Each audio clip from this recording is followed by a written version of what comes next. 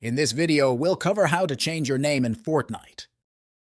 Be sure to watch the video to the very end so you don't make any mistakes. And of course, do not forget to like this video and subscribe to my channel. Now let's get started. Your username in Fortnite is tied to your Epic Games account. So your display name there will affect Fortnite and any other game running via Epic. Sign into your account on the Epic Games website. Once logged in, hover over your username in the top right and select Account from the drop-down. You'll land on the general page of Account Management, and the first section will be your account info.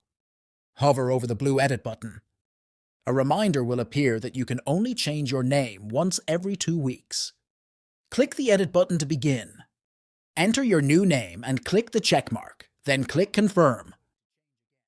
Your new name will now appear under Account Info. The next time you launch Fortnite, your new name will appear in the lobby and in your future matches. Write down in the comments below if you have any questions about the tutorial. Hit the like button if you like this video, and see you in the next one.